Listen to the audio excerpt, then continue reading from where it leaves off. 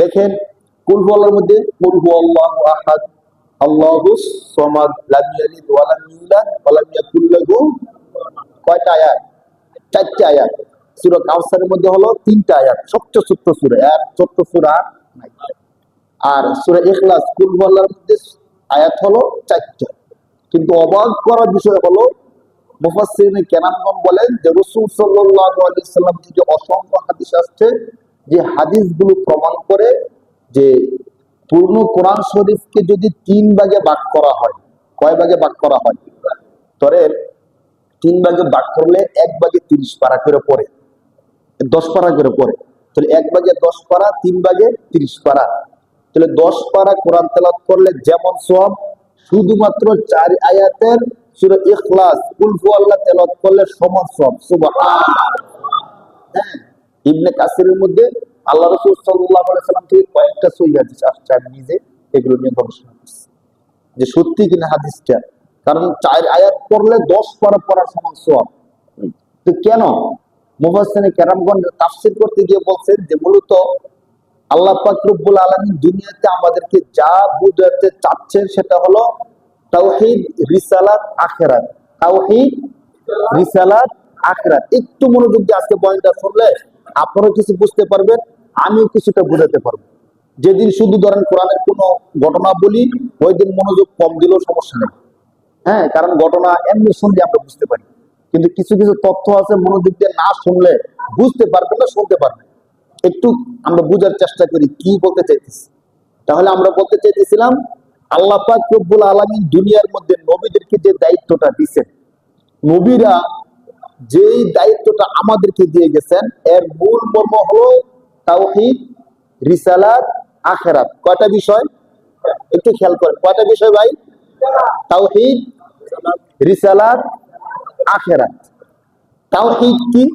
আল্লাহ এক, তার কোনো শরীক নেই, একদম সহজ কথা। রিসালাত কি? আল্লাহ নবীরা দুনিয়ার মধ্যে আসছে, সত্যবাণী নিয়ে আসছে, আমরা তারা যা বলবে তা শুনবো, তার নাম হলো রিসালাত, রাসূলদের নবুয়ত। তাহলে তাওহীদ, রিসালাত, 3 নম্বর হলো আখিরাত। মৃত্যুর পরে আরেকটা অনন্ত অসীম জীবন আছে, যে জীবনে হয়তো আমরা কেউ জাহান্নামে যাব, কেউ জান্নাতে যাব। কয়টা বিষয় হলো? 3টা। কয়টা বিষয় হলো ভাই? একটা হলো তাওহীদ। 1 নম্বরে কি? তাওহীদ মানে কি? আল্লাহ এক, তার সমকক্ষে কেউ নাই, তার কোনো শরীক নাই, তাওহীদ। 2 নম্বর রিসালাত, মানে নবীদের নবুয়ত, নবীরা সত্যবাণী নিয়ে আসছে, আমরা তাদের কথা শুনবো এবং মানবো। 2 নম্বরে হলো রিসালাত। 3 নম্বরে হলো আখিরাত। আখিরাত কি? আমাদের মৃত্যুর পরে একটা অনন্ত অসীমকালের একটা জীবন আছে, যে জীবন হয়তো সুখের হতে পারে, আবার দুঃখেরও হতে পারে। এই 3টা বিষয় পৃথিবীর মধ্যে নবীরা নিয়ে আসছিলেন আমাদেরকে বোঝানোর জন্য। এখনো পর্যন্ত ওলামায়ে কেরামগণ যা বুঝায় সবকিছু এই 3টা বিষয়ের মধ্যেই পড়ে। দেখেন, হয়তো আল্লাহর তাওহীদের কথা বলেন, নয়তো নবীদের ঘটনা বলেন, অথবা আখিরাতে জান্নাত কি জাহান্নাম কি এগুলো বলেন। এই তো সবকিছুর সর্বশেষ। তাহলে আমরা কি বলতে চাচ্ছিলাম? আমরা বলতে চাচ্ছিলাম শুধুমাত্র সূরা ইখলাস তেলাওয়াত করলে কোরআন শরীফের 3 ভাগের 1 ভাগ পড়ার সমান সওয়াব হয়ে যায়। সুবহানাল্লাহ। কেন হয়ে যায়? কারণ কোরআন শরীফের মধ্যে আল্লাহ আলোচনা করছেন 3টা বিষয় নিয়ে। পুরো কোরআন শরীফে আলোচনা করছেন কয়টা বিষয় নিয়ে? শুধু 3টা বিষয়, তাওহীদ, রিসালাত, আখিরাত। এই 3টা বিষয় নিয়ে আলোচনা করছেন। আর সূরা ইখলাস হলো এমন একটা সূরা, যে সূরার মধ্যে শুধু তাওহীদ নিয়ে আলোচনা করছেন। সুবহানাল্লাহ। পুরো সূরাটা কি নিয়ে আলোচনা? তাওহীদ নিয়ে আলোচনা। তো 3 বিষয়ের 1 বিষয় চলে আসছে এক সূরার মধ্যে, যার কারণে কোরআন শরীফের 3 ভাগের 1 ভাগ। কোরআন শরীফের একটা হাদিস আসছে আলী রাদিয়াল্লাহু তাআলা থেকে, এমন তাকে বলছেন আল্লাহ রাসূল যে তুমি যখন ঘুমাবা, এক কোরআন খতম করার আগে ঘুমাতে যেও। তো আলী রাদিয়াল্লাহু তাআলা বলতেছে আল্লাহর রাসূল এটা কি সম্ভব? এক কোরআন খতম করতে করতে তো আমার রাতের 2টা 3টা চলে যেতে পারে, আর তো ঘুমানোর দরকার নেই। আল্লাহ রাসূল বলছে সম্ভব। কিভাবে? তুমি যখন ঘুমাবা, ঘুমানোর পূর্বে 3 বার সূরা ইখলাস পাঠ করবা। সুবহানাল্লাহ। যদি 3 বার সূরা ইখলাস পাঠ করে, 1 বার পাঠ করলে 10 পারা, 2 বার পাঠ করলে 20 পারা, 3 বার পাঠ করলে খতম। হাদিসের মধ্যে আসছে। তাহলে আমরা কেউ যদি সূরা ইখলাস কয়বার পাঠ করি? 3 বার, তাহলে 1 কোরআন খতম করার সমান সওয়াব হয়। যদি আমাদের কাউকে বলা হয় সারা বছর গেছে একটা কোরআন খতম দিয়েছেন, বলবে না হুজুর কোরআন খতম দিতে পারি না। 3 বার সূরা ইখলাস পাঠ করলে যে একবার একটা কোরআন খতম হয়, এইটা করছেন কিনা? আমাদের মধ্যে এমন দুর্ভাগা আছে, এই কাজটাও করি না। এই জন্য আমরা হতভাগা হয়ে যাবো ভাই, এই কাজটা না করি। অনেক ভাই আছেন দৈনিক আমলটা করেন, আজকে থেকে নিয়ত করেন অন্য আমল কম করি অথবা বেশি করি, অন্তত ঘুমানোর পূর্বে 3 বার সূরা ইখলাস পাঠ করবো বলে ইনশাআল্লাহ। সহজ বিষয় হলো, ধরেন আমি শুয়ে পড়ছি, ওযু করতে মনে নাই, কাজটা ব্যস্ততার কারণে সবকিছু শেষ করে শুয়ে পড়ছি, এখন সূরা ইখলাস পাঠ করবো কিন্তু আমার ওযু নাই। হ্যাঁ, আপনাদেরকে প্রশ্ন করি তো, আমার উযু নাই, এখন আমি সূরা ইখলাস পাঠ করতে পারবো কি পারবো না? বলেন তো, পারবো কি পারবো না? পারবো। সূরা ইখলাস পাঠ করার জন্য ওযু শর্ত না। শুয়ে পড়ছি, বসে বসে পড়তে হবে শর্ত? শর্ত না। ওযু করতে হবে শর্ত? শর্ত না। মসজিদে এসে পড়তে হবে শর্ত? এরপরও যদি পাঠ না করি, শুয়ে পড়ছি, ঘুমানোর পূর্বে মনে হয়েছে, সাথে সাথে পড়ে নিন সূরা ইখলাস 3 বার পাঠ করলে আল্লাহ পাক রব্বুল আলামিন আমলনামার মধ্যে 1 কোরআন খতমের সমান সওয়াব দিবেন। সুবহানাল্লাহ। আজকে আমাদের মূল আলোচনা হলো এই সূরার ফজিলতটা কেন এত বেশি। আমরা বলছিলাম পুরো কোরআন শরীফে আল্লাহ তাআলা আলোচনা করছেন 3টা বিষয় নিয়ে। তাওহীদ, এই বিষয়টা জানা থাকলে আপনাদের অনেক অনেক উপকার হবে। পুরো কোরআন শরীফে আল্লাহ তাআলা আলোচনা করছেন কয়টা বিষয় নিয়ে? শুধু 3টা বিষয় নিয়ে আলোচনা করছেন। নবীদের দায়িত্ব ছিল এই 3টা বিষয় নিয়ে, তাওহীদ, রিসালাত, আখিরাত। আর সূরা ইখলাস এমন এক সূরা, যেই সূরা পুরোটাই হলো তাওহীদের সূরা। সুবহানাল্লাহ। যার কারণে সূরা ইখলাস হলো 3 ভাগের 1 ভাগ। 3 ভাগের কি সূরার মধ্যে আছে দেখি আমরা একটু। যখন রাসূল সাল্লাল্লাহু আলাইহি সাল্লাম মক্কার কাফেরদেরকে দাওয়াত দিতেছিলেন যে কাফেররা, তোমরা এত দেবতা, 33 কোটি দেবতা, 32 কোটি দেবতা, হ্যাঁ 336টা দেবতা, এত দেবতার পূজা করতেছো, এইগুলো রাইখা তোমরা এক আল্লাহর ইবাদত করো। কয় আল্লাহর? তো আল্লাহ রাসূল তো দাওয়াত দিতেছেন, কাফেররা বুঝতেছে না এক আল্লাহ দিয়ে কিভাবে কি হয়।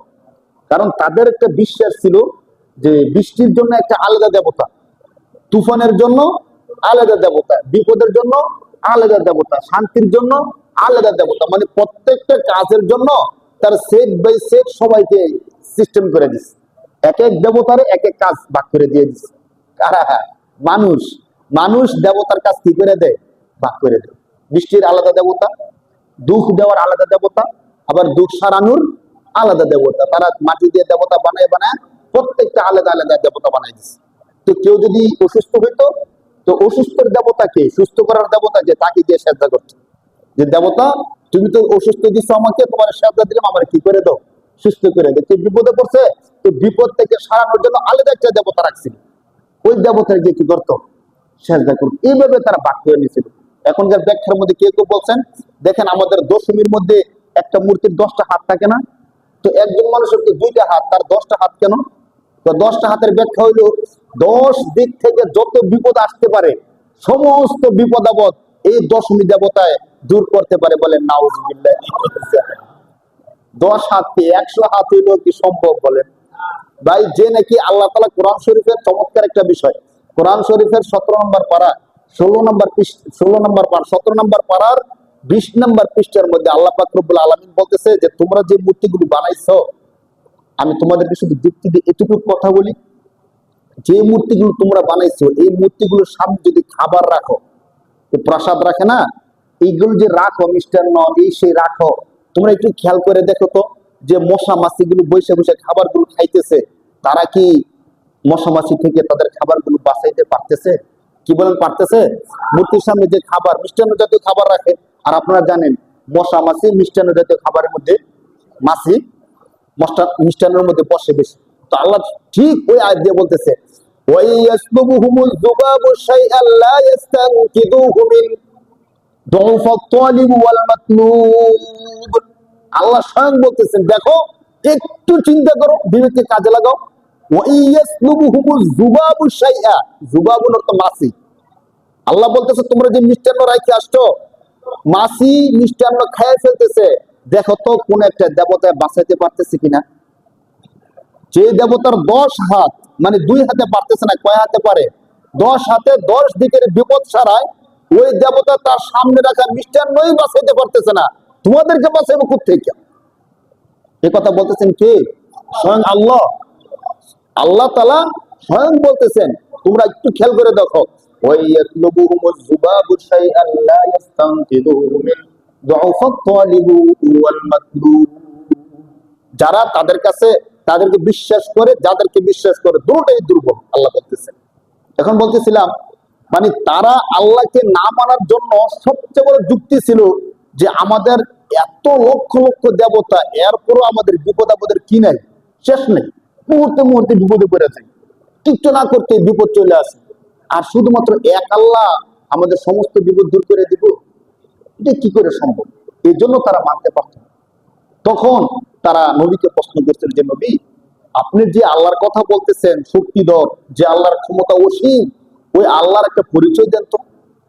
আল্লাহ খায় কিনা, ঘুমায় কিনা, বিয়ে করে কিনা, আল্লাহ সন্তান যে আছে কিনা, কেমন সন্তান আমরা দেখি আল্লাহর, কি কি অবস্থা আল্লাহর, আপনি একটু বলেন। তখন স্বয়ং আল্লাহ সূরা ইখলাস নাজিল করে দিয়েছেন। সুবহানাল্লাহ। দেখেন সূরা ইখলাস একটু, আল্লাহ বলতেছেন কুল হুয়াল্লাহু আহাদ।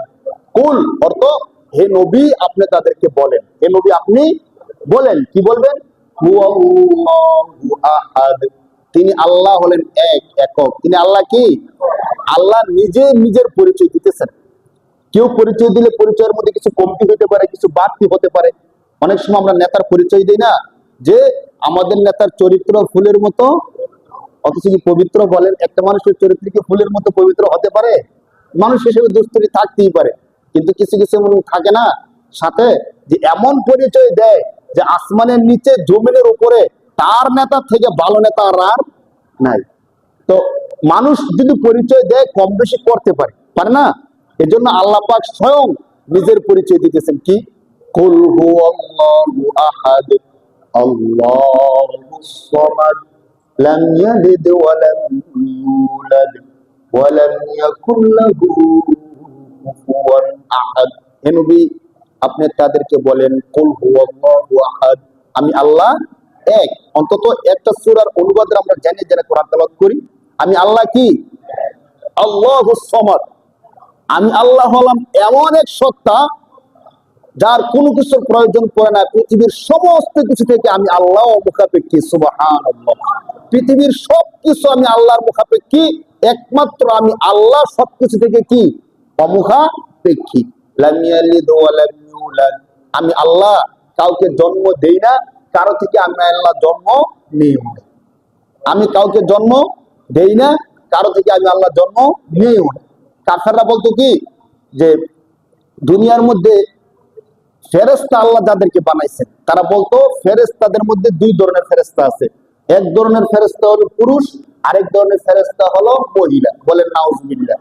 তো কাফেররা বলতো যে মহিলা ফেরেশতা যারা আছে তারা হলো আল্লাহর সন্তান। মহিলা ফেরেশতা কি আল্লাহ? তারা বিভিন্ন ভাবে কথাগুলো কোরআন শরীফে অনেক আয়াতের মধ্যে আসছে, তার দাবি থেকে আমরা বেশিগুলো বলবো। তো আল্লাহ বলেন আমি কাউকে জন্ম দেইও নাই, আমি কারো থেকে জন্ম লাম ইয়ালিদ ওয়ালাম, আমার কোনো সন্তানও নাই, আবার আমি কারো সন্তানও না। ওয়ালাম ইয়াকুল লাহু কুফুয়ান আহাদ। সর্বশেষ বললেন পৃথিবীর কোনো কিছু, পৃথিবীর না কোনো কিছুই আমি আল্লাহর সমকক্ষ হতে পারে না। আল্লাহ তাআলা তাওহীদের চমৎকার করে এই সূরার মধ্যে আল্লাহ বর্ণনা দিলেন। তাওহীদ কি? এখন দেখেন এই সূরা থেকে আমরা কি শিখলাম? এক নম্বর কথা হলো আল্লাহ এক। আল্লাহ কি? আল্লাহ আমাদেরকে শিখাইলেন আল্লাহ কি? এখন আমরা তো কেউ বলি না যে আল্লাহ এক না। এখনো পর্যন্ত কোন মুসলমানকে বলতে শুনছেন যে আল্লাহ একজন না, আল্লাহ দুইজন? কেউ কি কথা বলে? তো আল্লাহ এই কথা বলার দরকার কি? আমরা তো সবাই জানি এবং মানি। দেখেন আমাদের জানার বিষয়টা এমন হয় যে একটা বিষয় আমরা জানি কিন্তু মানার ক্ষেত্রে ভিন্নতা করি। কি কইরা? আল্লাহ এক, এর অর্থ কি? এক নাম্বার কথা। সর্বশেষ যে কথাটা বলছেন যে আমি আল্লাহর সমকক্ষ কেউ না, এই দুইটা বিষয় একসাথে করি। আল্লাহ এক, সর্বশেষ কথা হলো আল্লাহর সমকক্ষ কেউ নাই। এখন দেখেন একদম সহজ বিষয় যেটা আমরা বুঝি ওইটাই বলতেছি। আমি যখন আমার কোনো কারণে দীর্ঘদিন আমার সন্তান হইতেছে না, দীর্ঘদিন আমার কি হইতেছে না? সন্তান হইতেছে না, চিকিৎসা করাইলাম, সবকিছু করাইলাম, সন্তান হয় না। কেউ বললো অমুক বাবার মাজারে যান, গিয়ে বাবারে বলেন বাবা কি দিতে পারে, আপনাকে সন্তান দিতে পারে। তো আমি তার কথা শুনে বিশ্বাস করে বাবার মাজারে গেলাম, মাজারে গিয়ে বললাম যে বাবা আমার তো দীর্ঘদিন ধরে সন্তান হয় না, আপনার দরবারে আমি একটা গরু মান্নত করলাম, একটা গরু দেবো, আপনি আমার একটা কি দেন, সন্তান দেন। এমন আমাদের দেশে করে কি করে না বলেন? নাকি এমনি কথাটা বলা হইলো? কেউ না কেউ করে, যারা বুঝে না তারা করে। এখন আমরা ওই যে সূরার সাথে এটা মিলাই, আল্লাহ বলছেন আমি আল্লাহর সমকক্ষ কেউ নাই। আমরাও স্বীকার করি আল্লাহর সমকক্ষ কেউ। আমরা যদি কাউকে জিজ্ঞেস করি বলেন তো আল্লাহ শক্তি বেশি না বাবার শক্তি বেশি, সে কি বলবে? আল্লাহর শক্তি বেশি। আল্লাহর বাবা কি আল্লাহর সমান সমান? বলবো অসম্ভব। বাবা আল্লাহর সমান কখনো হতে পারে না। এটা আমরা কথায় বললাম, কাজটা করি কি দেখেন। মূলত সন্তান দেওয়ার দায়িত্ব কার? একটু বলি, আমরা সন্তান দেওয়ার দায়িত্ব কার? কোরআন শরীফের 25 নম্বর পারা স্বয়ং আল্লাহ বলতেছেন ইয়াহাবু লিমান ইয়াশাউ ইনাসা ওয়া ইয়াহাবু লিমান ইয়াশাউ যুকুর আও ইউযাব্বিদুহুম যুকরানা ওয়া ইনাসা ওয়া ইয়াজআলু মান ইয়াশাউ আকিমা। আল্লাহ বলেন বান্দা আমি যাকে চাই তাকে ছেলে সন্তান দেই, যাকে চাই তাকে মেয়ে দেই, যাকে চাই তাকে ছেলেও দেই মেয়েও দেই, আর যাকে চাই তাকে ছেলেও দেই না মেয়েও দেই না, যাকে চাই তাকে আমি নিঃসন্তান করে দেয়। এই কথা বলছেন কে? এই যে কোরআন শরীফের আয়াতটা পড়লাম। এখন আল্লাহ বলতেছেন সন্তান আমি আল্লাহ দেই। সন্তান কে দেয় ভাই? আমিও মেনে নিলাম সন্তান কে দেয়? আল্লাহ দেয়। যখন বাবার কাছে গিয়ে বললাম বাবা আমাকে একটা সন্তান দেন, তাহলে সন্তান মূলত দেয় কে? আমি গিয়ে চাইলাম কার কাছে? তো আমি মুখে স্বীকার করি যে আল্লাহ শক্তি বেশি, কিন্তু কাজে বুঝাইলাম যে আল্লাহ সন্তান দিতে পারে, আল্লাহ শক্তি আছে। আবার বাবার যে কেরামতি আছে, বাবা চাইলে আমাকে একটা কি দিতে পারে? সন্তান দিতে পারে। বলেন নাউজুবিল্লাহ। মানে এটা মনে করে, কিন্তু যারা বাবা মাজারে গিয়ে বলে তারা কি বিশ্বাস না করে যায়? আপনাকে আমি বিশ্বাস না করলে আপনার কাছে যাবো বলেন? বিশ্বাস করে বলে তো যায়। নাহলে একটা গরুর দাম 70-80 হাজার, 1 লাখ 1.5 লাখ টাকা একটা গরুর দাম, শুধু শুধু বাবার দরবারে গরু দিয়ে দেয়? দিয়ে দেয় না তো। এখন দেখেন আমি আল্লাহ সন্তান দিয়ে বিশ্বাস করে আল্লাহর কাছে সন্তান চাইলাম। আবার যে ব্যক্তি বাবার কাছে গিয়ে বললো যে বাবা আমাকে একটা সন্তান দেন, বাবাকে সেজদা দিল, আমি আল্লাহকে বিশ্বাস করে কাকে সেজদা দিলাম? আল্লাহকে সেজদা দিলাম। আমার যে ভাইটা না বুঝা বাবার কাছে সন্তান চাইলো, বাবাকে সেজদা দিল, তাহলে আল্লাহর সাথে সাথে সমকক্ষ তাকে করলো কি করলো না বলেন? মুখে মুখে না করলেও কাজের দ্বারা করছে কিনা বলেন? তাহলে কি কাজটা দিল বলেন? মুখে বললাম যে আল্লাহর ক্ষমতা বেশি, সেজদা দেওয়া যাবে কাকে? একমাত্র আল্লাহকে। কিন্তু কাজে দিয়ে কার কাছে সন্তান চাইলাম? যদি এই বাড়িতে একটু স্মৃতিশক্তি কাজে লাগাইতো যে আমি যার কাছে সন্তান চাইতেছি, সন্তান তো একটা রূহ, জীবন। সন্তান কি একটা জীবন না, রূহ না? আরে সে যদি আমাকে একটা সন্তান দিতেই পারতো, তাহলে তো সে তার নিজের মৃত্যুটা আটকাই দিত। কি বলেন? মানে সে যদি একটা সন্তান দেওয়ার ক্ষমতা রাখতো, যে বাবা কবরের মধ্যে আছে, জীবিত বাবার কাছে তো চাই না সাধারণত, যারা কবরে মাজারে আছে তাদের কাছে চাই। এখন ওই মৃত মাজারের মধ্যে যে বাবা আছে, ওই বাবা যদি আমাকে সন্তানই দিতে পারতো, তাহলে তার যে মৃত্যুটা সে আটকে ফেলতে পারতো। আজরাইল যখন আসছে তাকে নেওয়ার জন্য, বলতো সাবধান, আল্লাহর সাথে আমার যে একটা সম্পর্ক আছে, আমাকে তুই নিবি না, কিয়ামতের আগ পর্যন্ত আমার রূহ তুই নিতে পারবি না। আমি আল্লাহর সাথে চুক্তি করছি, কিয়ামতের আগ পর্যন্ত আমি মরবো না। এবং করতে পারতো কি পারতো না বলেন? যে ব্যক্তি নিজের রূহটা আটকাইতে পারলো না, যে নিজের মৃত্যুটা ঠেকাইতে পারলো না, ওই ব্যক্তি আমাকে সন্তানটা কি করে দেয় বলেন? এমন তো বাবা আছে বাবারই সন্তান নাই, নিঃসন্তান বাবা। আপনি আমাদের দেশে যতগুলো মাজার আছে, মাজার গুলোর মধ্যে যাদের নাম দেওয়া আছে, ল্যাংটা বাবা, শাহলি বাবা, কেরামতি বাবা, এই বাবাদের লিস্টি করেন, দেখেন তাদের সন্তান কয়জন আছে। এমন অনেক বাবা সম্পর্কে আমরা জানি তাদের নিজেদেরই কি নাই, সন্তান নাই। যে বাবা নিজেরই সন্তান নাই, ওই বাবা আমার সন্তানটা কি করে দেয় বলেন? এটা একটা মূর্খতা বিষয় না বলেন? যদি আমাদের দেশে এমন একটা ডাক্তার পাইছি, এমবিবিএস ডাক্তার, যে নাকি নিজের ঠান্ডা সারানোর জন্য প্যারাসিটামল খাইতে পারে না, সে জানে না ঠান্ডা হলে, জ্বর হইলে কি কি ওষুধ খাইতে হয়। তার কাছে গিয়ে কোনো ধরেন বড় কোনো রোগী তার কাছে যাবে, বলে সে তার ঠান্ডা হলে সে নিজে সারাইতে পারে না, তার কাছে আমি ক্যান্সারের রোগী, তার কাছে গিয়ে বসে রয়েছি। আমরা তো এমনই করতেছি। সে নিজের মৃত্যু ঠেকাইতে পারলো না, নিজে একটা সন্তান জন্ম দিতে পারলো না, এখন তার মাজারে গিয়ে আমরা গরু মান্নত করি, বাবা আমার একটা কি দেন, সন্তান দেন। এই সূরা আমাদেরকে শিখাইতেছেন আল্লাহ এক। আল্লাহ কি? আল্লাহ কারো সমকক্ষ নন। তাহলে আমি যদি বাবার কাছে সন্তান চাই, তাহলে আল্লাহর সমকক্ষ দাঁড় করাইলাম কিনা? মানে আল্লাহ সন্তান দিতে পারেন, বাবাও কি দিতে পারেন, সন্তান দিতে পারেন না।